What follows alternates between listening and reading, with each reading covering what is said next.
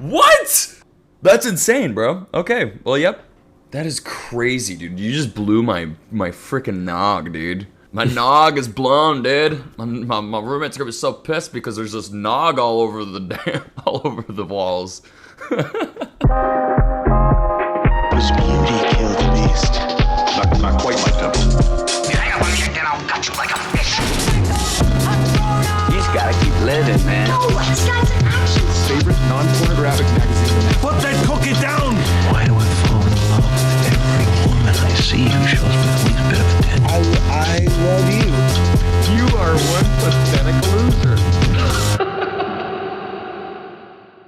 Yeah, no, like this shirt makes me feel like I work out, but I don't, like, at all. Well, no one has to. Now they know that. People didn't need to know that. You could have just. I know I could lie, but I don't want to start off any relationship. Okay, you don't have to put it that aggressive as if I'm promoting lying. It was a little aggressive. It was just, yeah. That was a little aggressive of me. I'm sorry. We're promoting the lie. Or you could just start going to the gym. Listen, don't tell me how to do things. Okay. All right. Well, hello, Justin. Hi, Elijah. How have you been? Wow. Feels good to be continuing sessions. Yeah, again. dude. No, I'm glad this season 2, this second season that we've been calling it, has been starting off perfectly. I got my nails painted, but they're peeling off. Hopefully I'll have a different color at some point.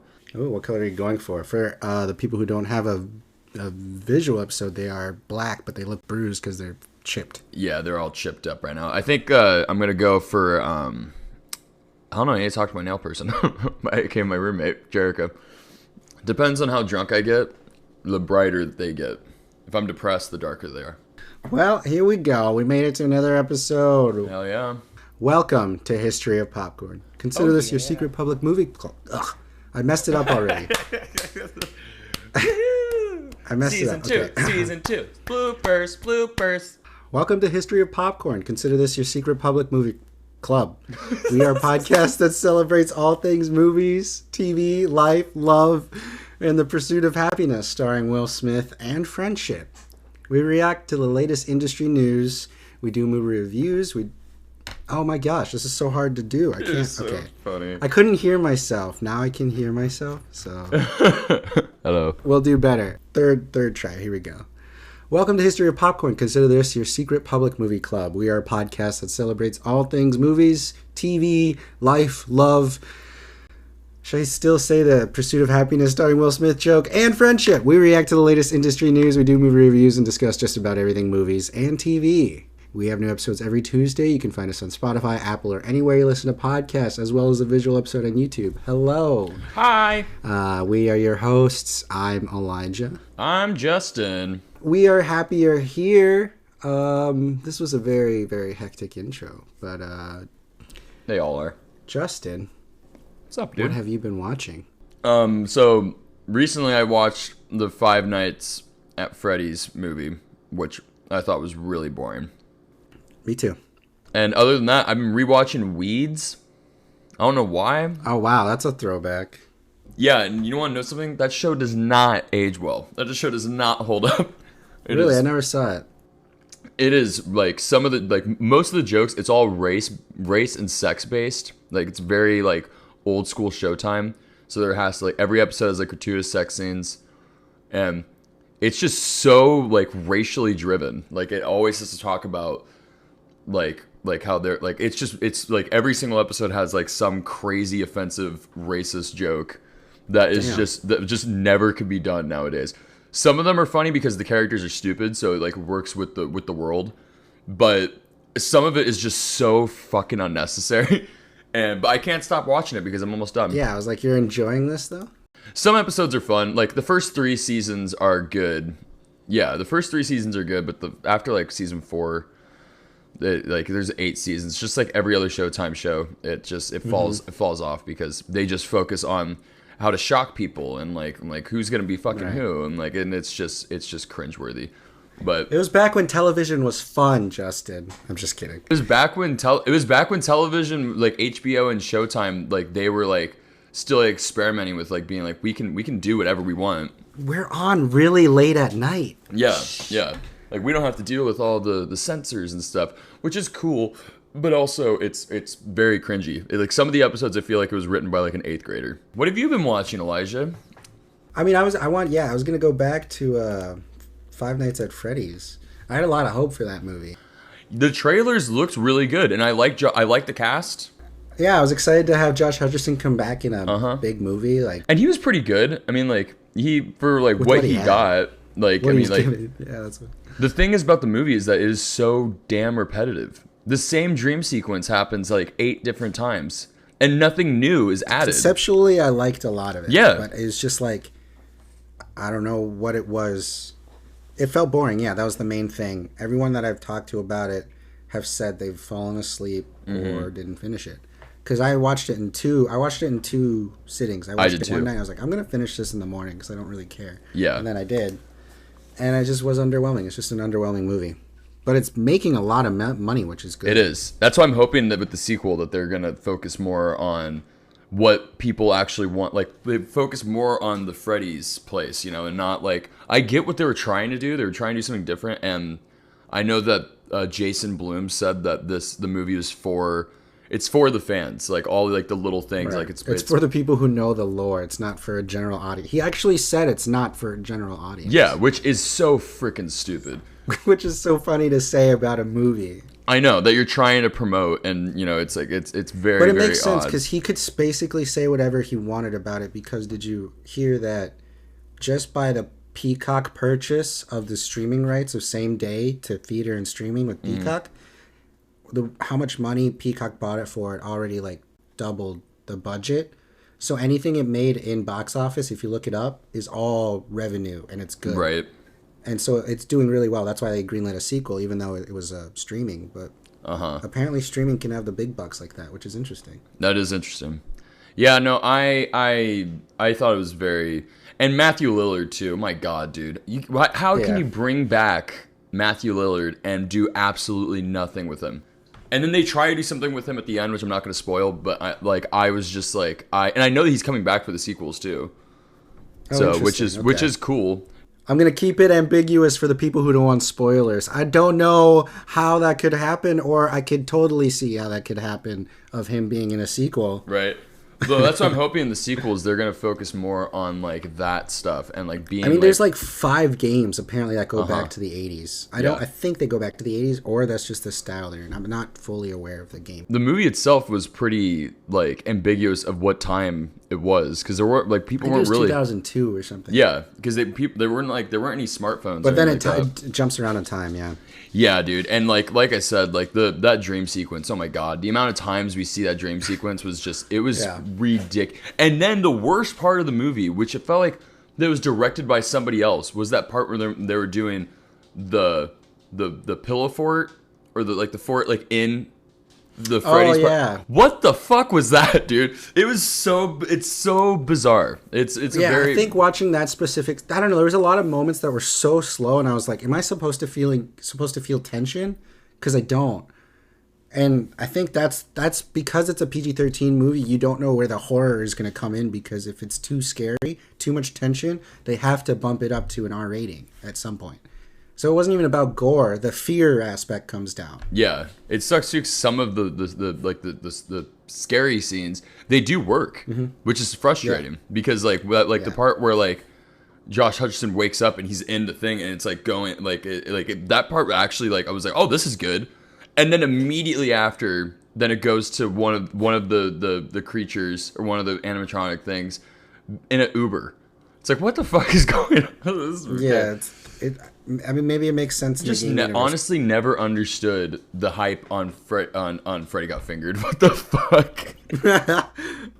On Five Nights at Freddy's. There's only 2 Freddys you know. Right, Freddy Got Fingered. Oh my God, dude, that is hilarious. Coincidentally, they sound like they could be in the same universe. Dude, Freddy Got Fingered is way more entertaining than Five Nights at Freddy's the movie. I bet. And it's scarier too.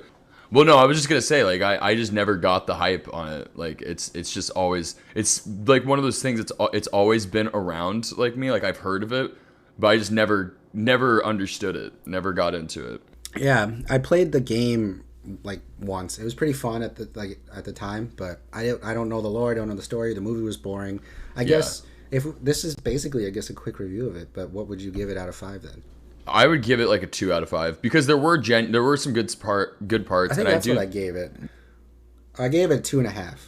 Yeah, and Josh Hutcherson, it's just good to see him, and I hope that he does more stuff like this because there are parts of it when he's like crying and stuff. I was like, dude, he's a fucking damn good actor. All right, yeah, let's move on. Chris is yelling at us. Do you want to know what movie news we're talking about, Justin? I'm very curious because you sent me a list of names. Yes, I'm glad you brought that up. Pull up that list, Justin. I want the people to know all of these names that I sent you. Michael Cera, Rebel Wilson, Billy Magnussen. Did I say it right? Mm-hmm. Nissen? Mm-hmm. Okay. Anna Kendrick, Taylor Swift, and Finn Wolfhard. I don't know what the fuck what the hell is going on here. Yeah, what do you think all those names correlate to? They all have something in common. I think that they're all going to be in a movie. I think that's what you're... Really? All these actors are going to be in a movie? Oh, like together, you mean? I would say like some of them are actors. Yeah. Okay. Or a TV show or something. What is the new cast for American Horror Story? I would watch that just because of the cast. I don't like American Horror Story. I would too. I don't like American Horror Story. It's too much. I hate it. It's too much for me. It's too intense. I left out one name because I think if I put in this other name, you're going to know what they all have in common. It's not a movie. That would be a pretty cool movie, actually. This last name that I left out, because we've had conversations recently, James McAvoy, does that change the list at all? No. No? Do they all have the same agent? No. They all are making their directorial debuts. Oh, you son of a bitch. Okay, yeah, yep. We talked about James McAvoy. It all came screaming back. Now I feel like a dum-dum. Dude, Michael Cera, huh? Michael Cera. And Taylor Swift? Come on. Yeah, I mean, God. I'm not surprised. We're going to cover at least the general idea of what these movies will be for all of these actors. They have all come out and said, or news has come out and said they are making their directorial debut in some format. We'll start with Michael Cera because he has the least information about his movie, but he has been open in interviews saying that it is a process that he is starting to make of diving into directing a movie. I believe he has one quote about it. He says he doesn't have a lot to say about it, but it's about a family and it's a mystery. That's all he said about it. And the thing that I want to know is what kind of have you ever seen his short films on YouTube? Mm-hmm. I was going to say, I remember watching a very weird one. Don't even remember what it was about, but he starred in it and he directed it. You can look up Michael Cera on YouTube. He's got a couple short films that he's directed and starred in, but I'm just curious what kind of vision he would have. I feel like he'd be one of those directors who is actually going to be pretty dark. That's what I was just going to say. I feel like it's going to be something really, really twisted because Michael Cera has been doing some weird movies lately, which I love. I love how he does weird movies and then he voices in these like crappy like children's movies. Yeah, it's like one for like 4 for him, one for the studio. Mm-hmm. Did you hear about the Scott Pilgrim takes off coming out? Yeah, I did, which is very interesting. Yeah, I'm curious about it, but I oh my god, I almost just died. I'm not a fan of the Scott Pilgrim. I like the movie. It's all the same people from the movie. Yeah, I know, but it's I know it's supposed to be like more like it's like a TV show. Right. I guess it's trying to be more comic accurate and stuff. I guess it's a different thing. But okay. I know that he's also going to be in the new Nicolas Cage movie, Dream Scenario, which is awesome. Yeah, that one looks pretty great. Oh, actually. That movie looks awesome. The movie looks amazing. You know, originally Adam Sandler was supposed to be in it. Oh, that's insane. He's supposed to be Nicolas Cage, and Ari Aster was supposed to direct it. You probably knew this, but I found out about my favorite movie. I feel like I'm not saying words right. I'm not used to this new mic we're using. Anyway, okay, right? Sorry. I found out that apparently instead of Jim Carrey, they wanted Nicolas Cage to be Joel in Eternal Sunshine. He was the original choice. Oh my god, that would have... I'm glad they went a different direction. So I guess you didn't know about that based off your reaction. I did not know about that. That would have been, very weird. I think that he would have been okay, but like that definitely wouldn't have done what like the like the calmness that Jim Carrey did in that movie. I don't think that he would have been able to do it. What was Nick Cage doing in 2003? National Treasure. Oh, that's probably why he dropped out. They said he dropped out because he got too busy. Was that around that time? I'm gonna confirm. That was when he started like making like a movie like every fucking 6 months. Let's see. 2003, Matchstick Man, National Treasure, 2004. Oh, Matchstick Man, that's the best Nicolas Cage movie. Adaptation. I think he was gonna do it because he was close with Charlie Kaufman. That's probably why. So that blew my mind when I found out. That just like spawned a whole nother timeline in my world of Nicolas Cage doing Eternal Sunshine. What would have happened? Yeah, that whole timeline just branched out in my head. So In the multiverse, Nicolas Cage starred in Eternal Sunshine of the Spotless Mind. now I have a what if in my world, which is annoying. Those people from the Titanic, they would have survived. Dang, that's a branch timeline you think about a lot. Yeah. You just sound so worried. You're like, yeah. I feel like my life would have been different if Titanic never happened in real life. It just the ripple effect, the butterfly effect of that. I know I would just be a better person because of it. Oh man, I genuinely did think that. It's like if Nicolas Cage was the Eternal Sunshine of the Spotless Mind, things would be very different right now. So yeah, that's just a big speculation of what would a Michael Cera directed project look like. I mean, there's those YouTube videos, but who knows if that would translate to a feature, you know? Right. Yeah, and no, seriously, I think out of all the people that we have listed here, that's the only person that I'm genuinely like curious. Like I it's think the most would be a good vague. movie. There's the least amount of information about it because it's so early, and he just said he's open to doing it now. Mm-hmm. Everybody else, though, I'm worried about every other person that you have on here. Every other person has a distribution like everywhere, or every other person has a lot more information. So let's go to James McAvoy. You and I talked about him a little bit in this movie that he's going to be making. It's his directorial debut about the duo called. It's a rap duo called Sill, Bill, and Brains. I guess that's what they go by. And the whole story is it's literally a fake it till you make it sort of story. I think it's in the, I don't know if it's in the 90s or early 2000s, but basically they are from Scotland, and there was a performance competition saying like, are you the next Eminem? And these two Scottish kids were like, let's go perform and audition. And they just got ridiculed. They're like, you guys are not going to make it in the rap industry with your accents. Uh-huh. And they had like demos that they made with their normal accents. So they went home and reworked all of their own music, re-recorded everything, and gave themselves American accents. And then they started to like grow personas of like rock star energy on during their performances, like chasing each other with knives and stuff. And they got the attention of people of being like, whoa, these California guys in Scotland are insane. And weird. like, and they got and they started to tell stories of being like, we grew up with Eminem. We wanted to be big over internationally. Like, we come from over there. And eventually Eminem's people invited them to tour with them, like on a mainstream tour. What the fuck? And so they ended up touring with Eminem, and Eminem's people were really cool with them. And they were just like, they were lying about knowing Eminem, and then they ended up touring with Eminem, and they still were like all cool, and they ended up just being cool with Eminem until eventually the two had a falling out, and a lawyer came along and was like, hey, I know you guys are from Scotland, and then their lives kind of go, the two rappers' lives start to spiral. Interesting. Is he starring in it too? I think he might be a little bit too old. These guys they were in their like early 20s, mid 20s, I think. So I think he's going to be maybe an agent. Or right. He's probably going to be in it. Yeah. But yeah, just not one James of the guys. McAvoy is directing this, and he's Nice. it's a big deal to him because it's so Scottish based, and he's excited to bring that Scottish talent. So we're going to need subtitles.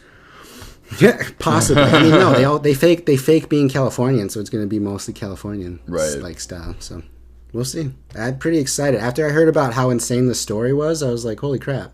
There's a cool documentary on Vice on YouTube that you can watch. It's pretty short. It tells a quick I have to story. check that out. No, just the other day, Wanted was playing on TV at my work. I was like, I forgot how entertaining that movie is. It's a classic. I always forget Yeah. Chris Pratt's in that too. He gets smacked. Oh yeah, he does. He's the dude who gets smacked with the keyboard. Yeah, because he's fucking his girlfriend. Yeah. I feel like we might have talked about this next story. Have you heard about Finn Wolfhard's directorial debut / movie? He also wrote it. I forgot that he was a thing. Yeah, I was going to ask you, how do you feel about him? Because I personally have not been impressed by him, but I have not really been, like, disappointed in him because he does the job. He does the job fine. It's more of a project thing that he's with him. I don't know about him personally. Did you ever see the Jesse Eisenberg movie that he starred in? When you finish saving the world? No, that's on my list. I really want to. Yeah, I haven't seen that either. I heard that he's pretty good in that, but even in the trailer, that seems like it's. I think that was a good director-actor choice based off what I've seen from trailers and reviews, but I don't actually know it. But yeah, no, other than that, like, I'm not a huge fan of his performances. And like the first season of Stranger Things, I think the first 2 seasons of Stranger Things, he was solid. Did you like him in Ghostbusters? He's just I just don't remember him. I remember the little girl more than and I remember Paul Rudd, like he was barely in it. Like I think the only thing he wanted to do he is just a side character. He doesn't do much. Yeah, all he wanted was a car. Like I remember that was like his he's main. just the driver. Yeah, he's just the guy who drives. And you can tell even in that movie, he's just like, fuck, I have to do this because my agent's making me. Like I'm now the 80s nostalgia kid. And I loved him in It. I always forget about It. Like the first It, he did a great job. That's because but it's his niche. That was before he started doing it every time. Yeah. But I'm excited for this upcoming. This movie's called Hell of a Summer, and it's a slasher film. It's a camper slasher film, which I think is a pretty good and exciting. How old is he? 21. Oh, good for him. Yeah, he's 20. Him and his friend, who's also an actor, his name is Billy Birk. I don't know. He's been in a lot of projects that Finn Wolfhard's also been in. They wrote and directed this movie, Hell of a Summer, and I think it takes place in the 80s, honestly. That would suck. I would feel bad for him if he did that. It takes place at a camp. They wanted it to be something like Evil Dead 2, Night of the Living Dead, and Scream. Okay. That's cool. I love all those movies. They said that they are very excited to have gnarly kills in it and throw back to the old horror genre. So he's still leaning on that. He's leaning on nostalgia, definitely, for sure. Yeah. But also Finn Wolfhard is one of those directorial debuts where he has done some directing with professionals, where he has done music videos for his band and other projects like that.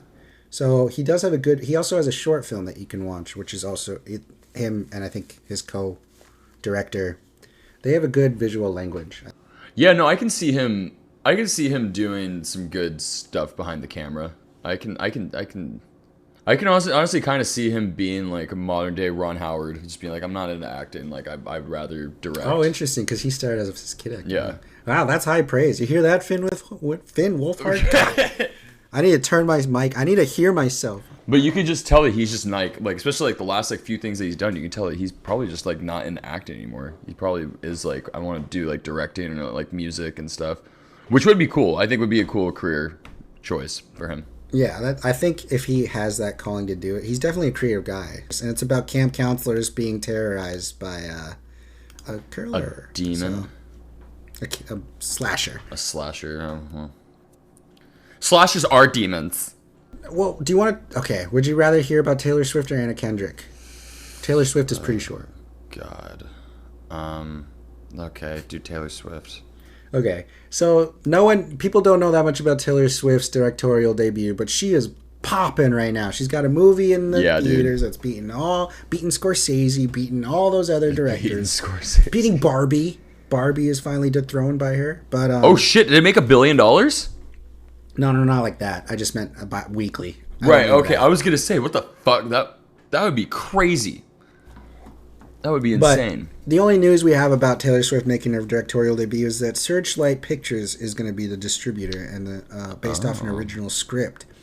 There are not too many details about it, but I do trust her vision because she is also one of those directors who has directed every single one of her own music videos, and they gradually get more and more cinematic. Like her last album was like a whole, almost a feature.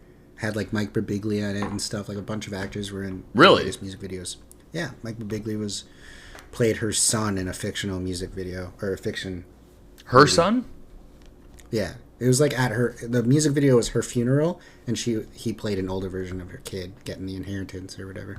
Oh God, that's pretentious. I never really saw it. I just saw that that's the only thing I know about is Mike Bigley was in it. But yeah, that's the only thing I know about Taylor Swift making her directorial debut is Searchlight Pictures. Interesting. As long as she's not acting in it, I think we'll be fine because her acting is horrific. That'd be cool if she didn't actually, just full blown directing. My favorite part of Amsterdam, spoiler alert for anybody that wants to see Amsterdam, is her dying. Yeah, she gets ran over. Ran over. That's the best part of the movie because it's just like not just because I don't like her acting, but it's just because it's just so shocking too. It is pretty shocking. So yeah, good for Taylor Swift. Good for Taylor Swift, dude. She's dating that one football player. She's got a movie that's out. She's got an album that's out. Yeah, she's on top of the world right now. She's always, I don't think she's ever been, since Kanye West called her out, she's always been on top of the world.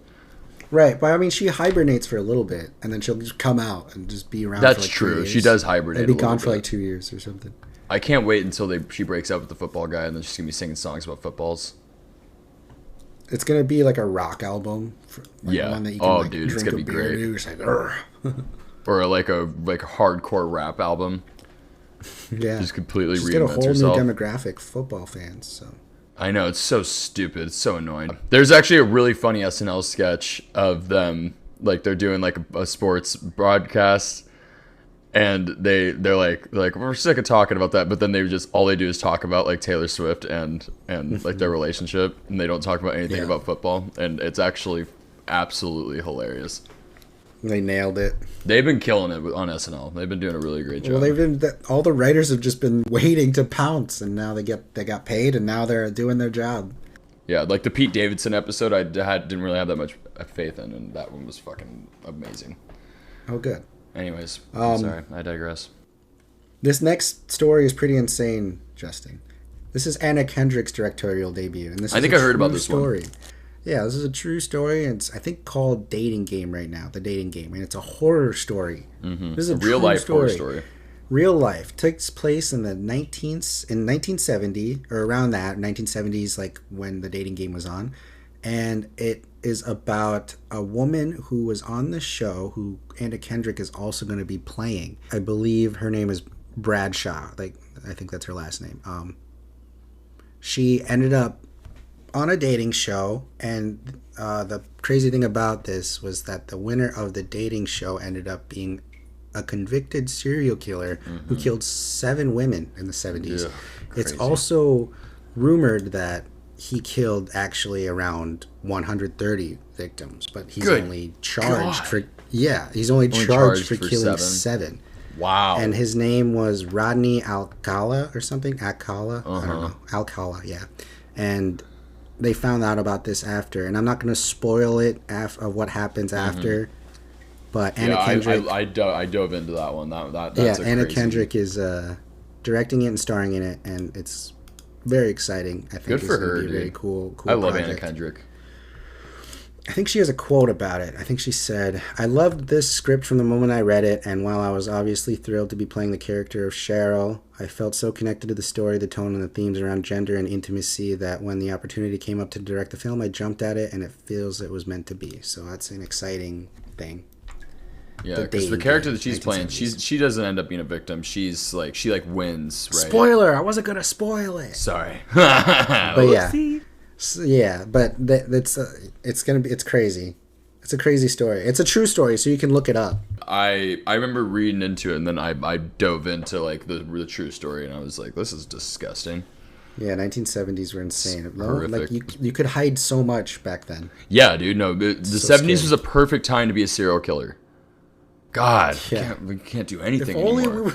Right? Jesus. If that timeline, if we were born in the If that 70s, timeline. we would have killed it in the 70s. Oh, dude, we would have fucking murdered, bro.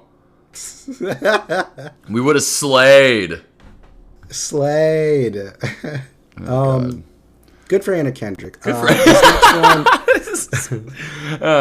Anna Kendrick, though. Good for her. This next one is Billy Magnussen. Who's that?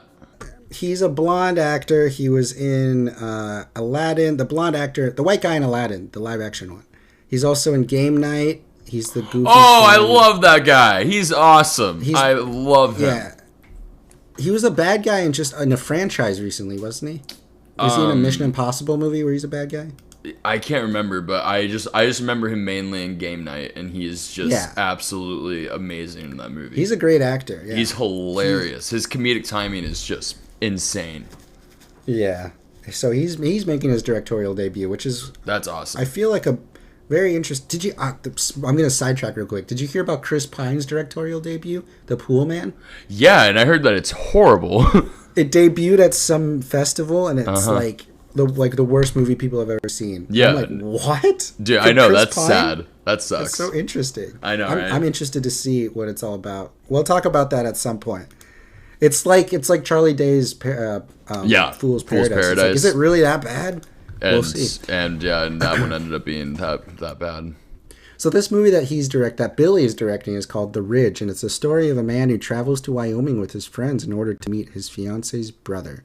Both men don't get along with each other, causing a heated feud to grow between them. Things would escalate until they find themselves involved in a horrible car accident that throws them into the titular ridge. Oh, and they must leave their differences aside if they want even the slightest bit of hope of getting out alive.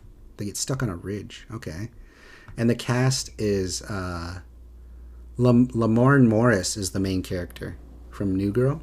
Oh, I love him. He's the main character, and Billy Magnussen is the brother. So they're gonna play. It's a survival film starring them. It also has Chase Crawford randomly. Wow, that's weird. I think it's just gonna be a survival film with the main two guys I'm on the ridge after a car I am accident, so which down. sounds really interesting. That sounds amazing. Especially, that's a great cast and great idea. I feel like I shouldn't have ended with Rebel Wilson, but it's okay. Yeah, it's fine. We're rebels around here. Dude, she's so annoying. Can we just talk about this really quick? You're like, I feel like you were just on a leash. You're like, can we talk about Rebel Wilson? Yeah. She's so annoying. She's so I've been annoying. waiting to say that. Yeah, like, I can't stand her. There's only one movie that I liked her in, and she was still the worst part, and it was the movie Isn't It Romantic? That's the one you like? You didn't like Bridesmaids? She's only in Bridesmaids for a few she's seconds. in Bridesmaids, right? Yeah, she plays the one of the roommates, or the sister of Matt okay, Lucas. so she's not... Okay, yeah. She's only in it one for of like the 5 characters. seconds of that one. And I like her in small doses, but I just don't like her front and center. Like, in the first Pitch Perfect, it was like perfect because she was just there. But then, I didn't watch the... Yeah, they bumped her up. Yeah, they always do it. The same thing that they did with Zach Galifianakis in The Hangover. It's like, oh, now it has to be about this creepy motherfucker. And Rebel Wilson just has always been fucking annoying, dude. She's just terrible. She's awful. Do you think Rebel Wilson is the female version of Zach Galifianakis then? Okay, look. Comparison, or do you think Zach Galifianakis has a better track record? Just in the character, like the studio Oh, being like, yeah. I think Zach Galifianakis is much better than Rebel Wilson. Please, for the love of God. Has Zach Galifianakis directed anything? No. I think Zach Galifianakis is just into just not being famous anymore, that's what I think I love about him. He's just like so disinterested in like The Hangover. Also, he said like whenever he doesn't go to Vegas anymore because he's just like there's no fucking point. He can't. Yeah. He's like it's awful. That's like Mickey Mouse going to Disneyland. But no, he says that he attracts like the worst kinds of people. Anyways, let's talk about fucking Rebel, goddamn fucking motherfucking stupid bitch ass. No, I'm just joking. Me and Rebel Wilson dated, okay? Jesus, she dumped me. That's why. I knew there was history. God. Okay. Well, we'll get through this quick then. This is her first feature film. It's called The Deb, and it's a musical that takes place in Australia, and she's adapting it from a stage adaptation, or she's adapting it from stage of an Australian play musical. And so I'm interested. Can she actually sing? I mean, Pitch Perfect, right? She sings sometimes with Pitch Perfect, and she's not bad. But Katz would say otherwise because she sang in that movie and she was horrible in that. Takes a lot to out cringe James Corden. So it seems like she's trying to make an Australian My Big Fat Greek Wedding. It sounds like she said that it's a tale of two young women from different cultures. One's from the bush, which I believe is the rural area of Australia. And the other's a cynical city girl, and both are searching for self-acceptance and a date to the Deb. Oh, good. Which the Deb, I believe, is like a ball or something. Or it's an Australian like a ball type situation, like a gala or something like that. So there's that. There's that. What a fizzle out after right after all those exciting projects. What do you think about Rebel Wilson? Do you like her? Do you not even have an opinion on her? I haven't seen her projects in a while of what she's actually acted in. I know she did that Netflix movie where she woke up from a coma from when she was in high school and she wakes up in her body like 20 years later or something. Yeah, no, I like the concept, but I didn't like how the trailer was. I was like, I feel like this could have been executed better. And I feel like I'll say that about most Rebel Wilson. Yeah, because she's just a one note actress. Like especially her comedic sensibilities are just like her, and I put her, Adam Levine, and James Corden in the same realm where it's like. Their comedic sensibilities are all just the exact same. Would you put Bert Kreischer in that?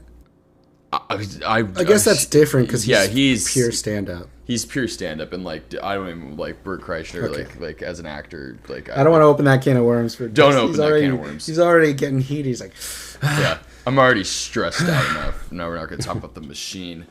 But I just put them all in the same loop.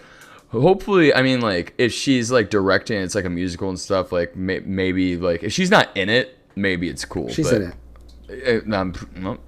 This is a fun run we had here, guys. So I feel like I know, but out of all of those, Michael Cera, James McAvoy, Rebel Wilson, Billy Magnussen, Anna Kendrick, Taylor Swift, and Finn Wolfhard, which one are you most excited for? I feel like you're going to say Michael Cera. I mean, I was in the beginning, but I think the Billy, how do you say his last name? Magnussen. The game night guy. Game night boy. That's the one I'm most excited about. And I'm also, I'm very, very curious about the Anna Kendrick one, too. Just because that story is just so, it's so and the James McAvoy one. I think that could be really cool. There's a lot of debauchery in that movie. And if you look at James McAvoy history, he has a lot of relevance with debauchery movies. Well, have you ever seen Filth?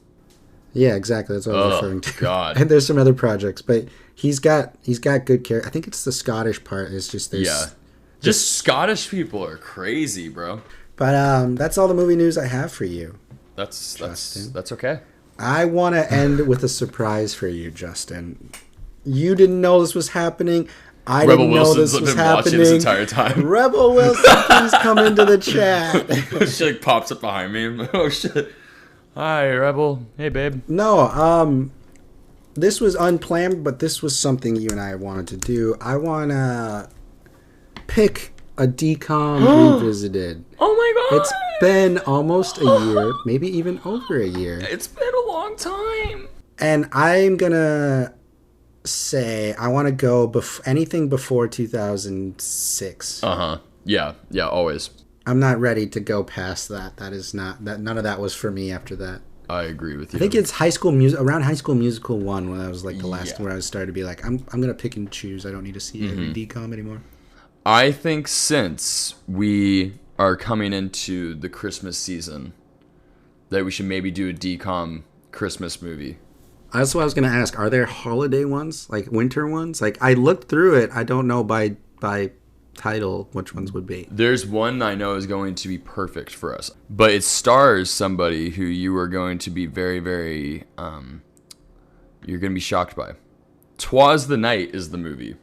And it's starring Bryan Cranston. It's 2001. It stars Bryan Cranston. It was my favorite Disney Channel movie.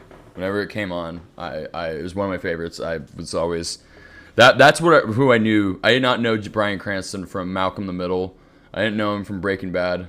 Twas the Night. And it also stars the kid from Sex Drive. I don't think I've seen this one. They steal Bryan Cranston is this skeezy uncle, and he's watching his family, he's watching his brother's kids. It's like an Uncle Buck situation. And then Santa comes by, and Bryan Cranston decides to kidnap Santa and steal his sleigh so he can steal everybody's stuff. And then, he learns the meaning of Christmas and blah, blah, blah, blah. And I freaking adore the stupidest things. Wow, I'm looking at photos now. This seems like a high quality movie. I like the way it looks. We'll see how it looks, and we'll see how it translates. Right? Yeah, I haven't seen it in a few years, but it was one of the first things when I got Disney Plus. It was like one of the first things that I watched, because I was just there's something about Twas the Night starring Bryan Cranston that really gets me, especially now where Bryan Cranston's at. Like, that's why I love watching Malcolm in the Middle sometimes too, just because of how he's just such a prestigious actor now. And if you think about Walter White, especially his performance with Walter White, and then you just see him be just wacky tobacco, and I just love how he's just always just so game. And that's one of the things that I just always remembered from the movies, that you never felt like that he was beneath anybody, even though he was like he's a classically trained actor. So yeah, Twas the Night. Justin, do you want me to drop some crazy information on you? Yes, I'm down. I always love. Do you know who the director of this movie is? No. Nick Castle. Does that name ring a bell to you? No. It might. Horror fans, it will ring a bell. Nick Castle was the original Shape in Halloween. He played Michael Myers in 1978. And then he came back in 2018, 21, and 22 for the new reboots, playing the Shape again. And he directed this movie. He directed Twas the Night in 2001. He also wrote Escape from New York. He wrote Escape from New York, and he wrote Hook. What is happening right now? He also wrote August Rush. Oh yeah, dude, August Rush is actually one of my favorite movies. Dude, that is crazy. I love the music in that. Yeah, that's insane to me. Okay, so he also directed Major Payne and Dennis the Menace. Dude, this guy, The Last Starfighter? What? That's insane, bro. Okay, well, yep. That is crazy, dude. You just blew my freaking nog, dude. My nog is blown, dude. My roommate's gonna be so pissed because there's this nog all over the walls. I've never said nog before, but now that's something I'm never gonna stop saying. Dude, that just blew my nog, bro. Oh yeah, so we have some homework to do, and so do our listeners. Make sure you watch Twas the Night on Disney Plus. It's probably on Disney Plus. It's on Disney Plus. Hopefully it's on Disney Plus. And hopefully you get to watch that before you listen to our DCOM Revisited and our next episode. Because there will be spoilers. Oh yeah, we're going to be deep diving into it, learning fun facts like the Shape, original Shape. Michael Myers directed the movie. That's pretty insane. That's a fun pop-up fact right there. That is a crazy pop-up fact. So yeah, we did it. We did another episode. We did it. Now it is time to say goodbye. Let us know what you guys are watching. Let us know what we should be watching. Follow us on social media. What else? I don't know. Come to my shows. Laugh at me. Make sure you follow Justin to know when he's doing shows. Yes. And we'll see you guys in the next episode. Thanks for chilling with us for season 2. Season 2, baby. With our new microphones. New mics. It lights up. For people who don't have the visual, it lights up. Uh-huh. And if you don't have the visual, also.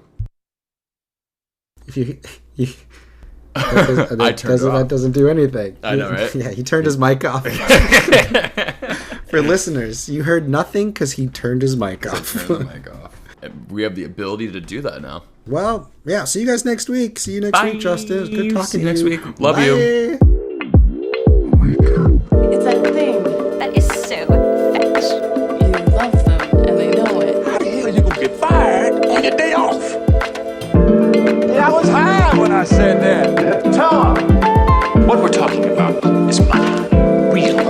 Amigo money.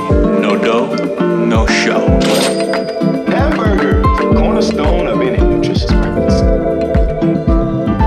How? I mean, funny like I'm a clown, maybe. That guy in little gold. Take it off, dickhead. I'm serious.